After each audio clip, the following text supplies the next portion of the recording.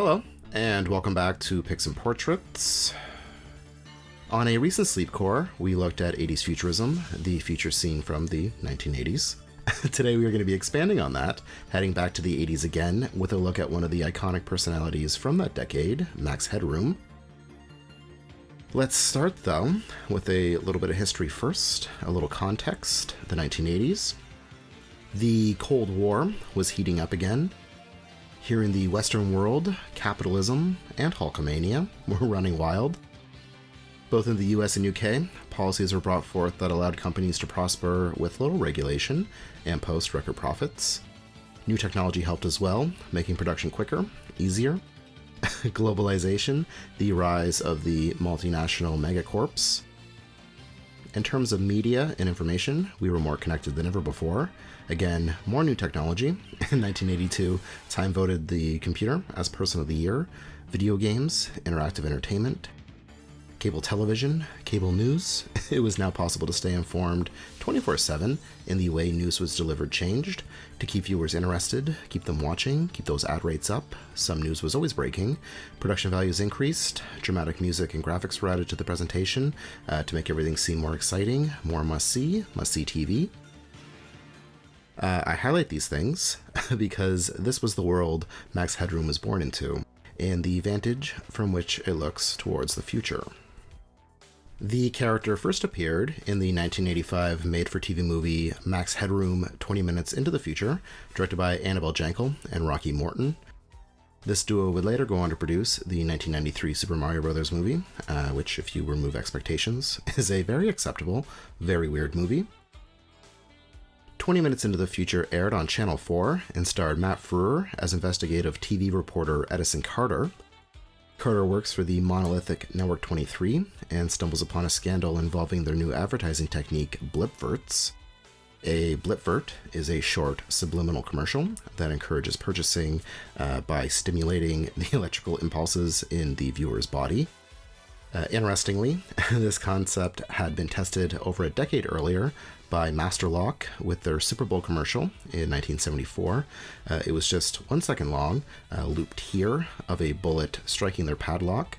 The idea behind this was that the commercial would be more memorable due to how unique it was, but the idea just didn't take off. In 20 Minutes into the Future, blipverts have been causing some viewers to explode. Carter discovers this, secures proof from Network 23, and is pursued by network thugs. Bryce Lynch, the child hacker who created blipverts, assists these thugs by hacking different environmental obstacles, including a clearance sign that reads Max Headroom 2.3 meters, which Carter crashes into. He falls into a coma. Given that he is a celebrity reporter, the network tries to cover up this by transferring his personality and memories into a virtual avatar. His avatar is very glitchy and can only say Max Headroom, the last thing that Carter saw. Because this avatar, Max and Carter are both liabilities to the network, the thugs are tasked with disposing them both. Rather than killing him, Carter is sold to a body bank, where one can exchange the dead for money, harvesting and selling their body parts. There is some great world building here. Through dialogue, we learn that there are bonuses depending on the state of the body, different parts being more lucrative than others, which is very quickly established, very effective. Max is sold to a punk rock pirate TV station, Big Time, where it develops a saucy personality and brings in major ratings. Carter regains consciousness, confronts the Network 23 execs, and exposes them, and in the final scene, we see the proprietors of the pirate TV station watching this air before switching to Max, something more entertaining. Looking at this future, they have flip phones, a lot of automation. There is a new Tokyo. In a quick scene, we also see that the Soviet Union is still around. We can file 20 Minutes into the Future under cyberpunk, dystopia. The shots we see of society show sparsely populated areas, a lot of crumbling infrastructure, poverty. From what I can gather from the world, neighborhoods are numbered districts, people are assigned identity numbers. It's centered around the idea of digitally replicating humans and the power of media and television. By this time, an entire generation had grown up with TV. This feels like a critique of the medium, how information is controlled and presented, using futurism as a way of commenting on the then present. Max Headroom, the character, is literally retrofuturism personified. From the 80s video, the format was considered the future, as were computers. Max is to be a digital character, computer-generated, a prediction of what the future of broadcasting or humanity could be. From an animation standpoint, we have looked at what CGI was capable of at the time. Obviously, Max Headroom was not created using computer animation, and I think that's the most dated thing about it. Matt Frewer is a live actor portraying this character. To create the effect of Max, Frewer would wear prosthetic makeup and a suit made out of fiberglass. The background he appeared before was CGI, different geometric patterns that changed colors. His speech would be altered to give the illusion of glitching or buffering. I guess the producers thought this would be more believable. 20 minutes into the future was a way to introduce Max, create a backstory, but he was conceived to be a VJ, or video jockey, a TV host who presented music videos. If you are somehow unfamiliar, these were promotional vehicles for the music industry, setting songs to visuals. MTV was huge at the time, and the Max Headroom Show very much has the same energy. Visually, it's very loud, which complements the music, a lot of rock and pop, with Max giving commentary, sometimes on the video or the music itself, other times on politics and current events. In the show's later seasons, Max would appear on a television monitor in front of a studio audience that he would interact with or quiz. He would also conduct interviews with celebrities like Michael Caine and David Byrne. Like Monty Python and Fawlty Towers in the decade before, Max Headroom was a UK export to America. In the US, the Max Headroom Show aired on Cinemax, who would produce a fourth series, the original Max Talking Headroom Show, which was structured to be even more like a talk show. There were still videos, but he would interview guests that included Mary Tyler Moore, Don King, William Shatner, and a bunch of others. At the same time, Max Headroom was also adapted into a regular series known simply as Max Headroom. This continued the story started in the TV movie, parts of which were reshot as the producers retained some of the cast, though some were replaced, characters were added. Max Headroom aired for 14 episodes over 2 seasons on ABC and expanded Max's future. Here, the world is ran by television companies. Edison Carter still works for Network 23, but also works with Max Headroom to occasionally expose the evil things the network does. On the world building, there is now a sport known as raking, which is kind of like rollerball, but with skateboards. As mentioned earlier, everyone in society is assigned a number and cataloged.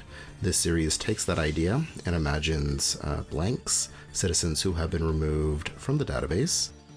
Terrorist attacks are pretty common and monetized. They are on television and get great ratings. These are just a few of the plots of the series. In 1986, Max made his American network debut on an episode of David Letterman. Letterman would later parody the character with Larry Bud Headroom. From what I've seen, this was a way to interact with the audience. They asked Bud for his advice, he gives it. Given how unique and novel the idea was, Max Headroom really took off in America, becoming a pop culture phenomenon. Max would serve in the Cola Wars between Coke and Pepsi. He shilled Coke, New Coke, and was part of a massive taste testing campaign. You are seeing footage of it here. Pepsi's marketing was geared towards youth, and I guess this was Coke's attempt to compete. With his popularity, a lot of merchandise was created around Max, including masks, which would play a role in one of the more bizarre and enduring parts of his legacy, the Max Headroom incident. This was a very famous television hijacking that took place on the night of November 22nd, 1987 in Chicago. This is pretty terrifying. It began during WGN's 9 o'clock news. Viewers who were watching went from a sports story to black. In a less connected world, you couldn't simply look at your phone, look online to see if there was an issue. I guess you could call someone, but after a few seconds, a person wearing a Max Headroom mask appeared, eerily rocking back and forth with a sort of drone noise in the background. The signal was eventually dropped, and the original broadcast was restored when the engineers changed the frequency. 2 hours later, though, there was another interruption during a broadcast of Doctor Who on Chicago's PBS affiliate, WTTW. This went a little further than the previous one.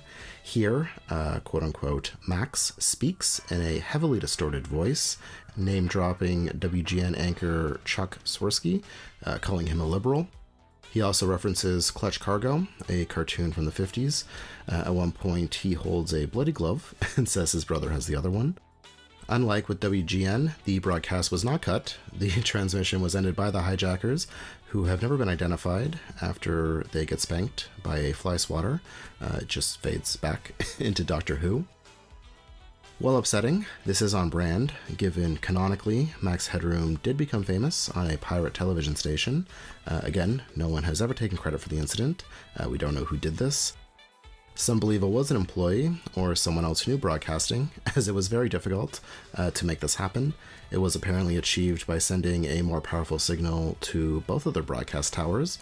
WGN broadcast from the top of the John Hancock building, WTTW from the top of the Willis Tower, so it is believed that this was pre-recorded and then transmitted from somewhere visible from both buildings. Weird stuff. On television, we wouldn't get actual computer-generated personalities until about a decade later with the Moxie Show on Cartoon Network and Sita's World on BET, which were both covered in our brief history of computer animation. By 1989, the Max Headroom phase had largely passed. This was the year he was also referenced in Back to the Future Part 2. Digital avatars of Ronald Reagan, Michael Jackson, and the Ayatollah Ruhollah Khomeini appear in a similar fashion to Max in the Cafe 80s, a throwback-themed restaurant similar to those in the 80s that attempted to capture the spirit of 1950s diners. Max Headroom has continued to appear in different media into the 21st century. He was parodied in the videos for Selena Gomez's Love You Like a Love Song and Eminem's Rap God from 2011 and 2013. His most recent appearance was in the 2015 Adam Sandler movie Pixels, where it is interesting to note it was, as far as I found at least, the only time the character appeared as intended, fully computer animated. This movie was a throwback to 80s pop culture, and that's where Max Headroom feels like it's stuck. Max Headroom predates and influenced a lot of Adult Swim, more recently VTubers, virtual personalities. Fruer's performance will be very familiar to fans of Jim Carrey as well. Looking at the career of Max Headroom shows just an amazing range. It's a fascinating way to explore and execute a character who unfortunately has been relegated to nostalgia and novelty. And that's about it for today. I have posted links to a bunch of the things we've covered if you want to check Max Headroom out. If you enjoyed this video, give us a thumbs up, subscribe if you haven't, and if you have the means, please consider supporting us on Patreon. There is a ton of exclusive content over there, like Future Film, looking at how the future has been depicted in movies. $5 a month gets you access to that and dozens of other videos and series. That's patreon.com/pixandportraits. As always, thank you so much for your interest in this channel, and thanks for watching. See you in the future.